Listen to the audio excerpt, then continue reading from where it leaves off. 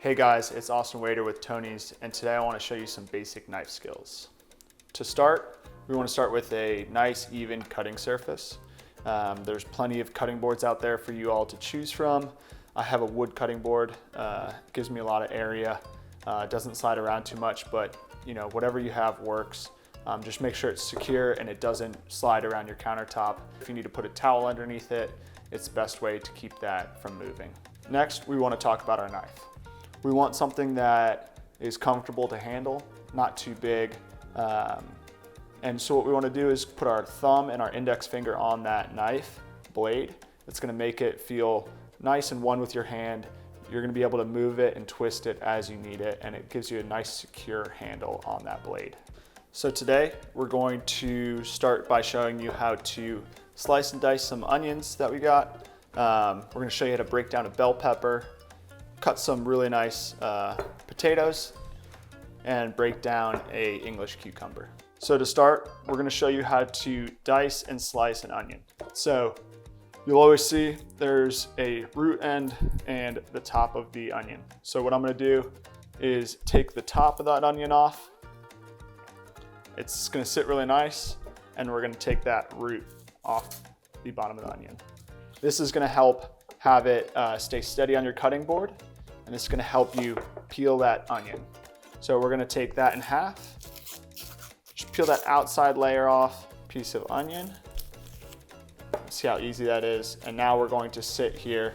This is going to help not move around your cutting board. So we're going to start with dicing. So what we're going to want to do is we're going to want to create a bear claw. We want to keep our thumb behind our index fingers and almost grip it so that it's not going to move around.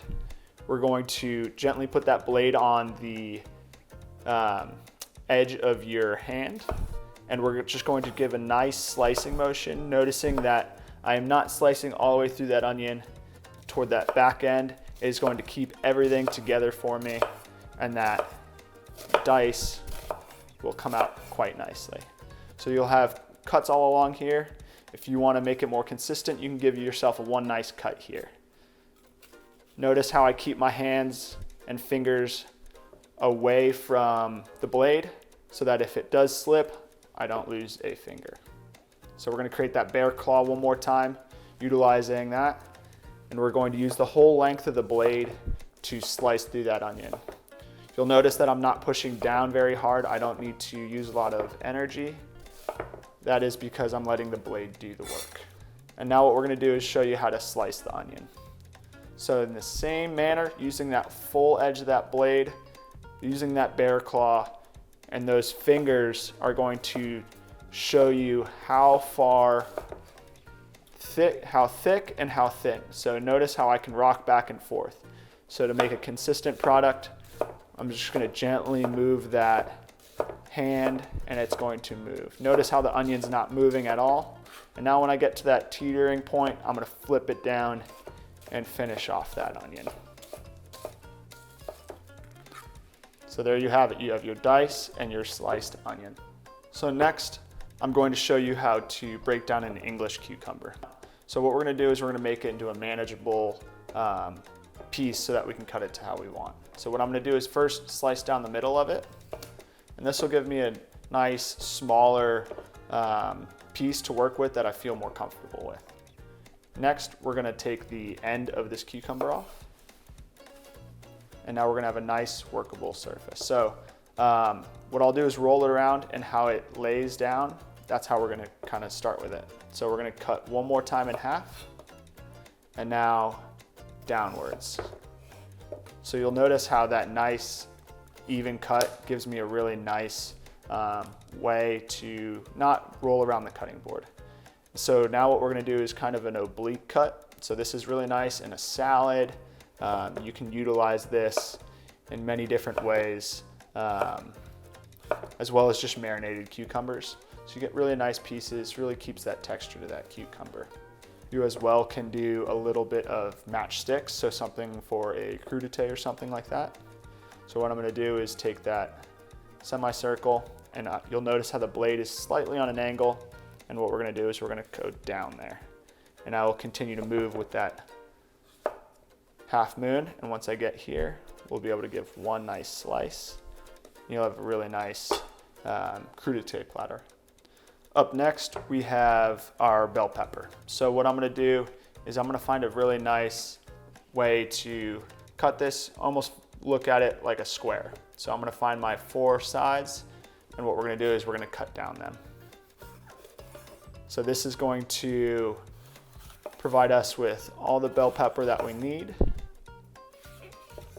as well as making sure that those seeds remain intact. And make sure you take that bottom of that bell pepper off as to use the whole bell pepper. Once we have this, there's plenty of things that we can cut this into.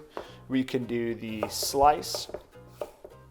So this is great for the crudités, if you're going to make fajitas, or just want a quick sauteed vegetable. So you have your slice there.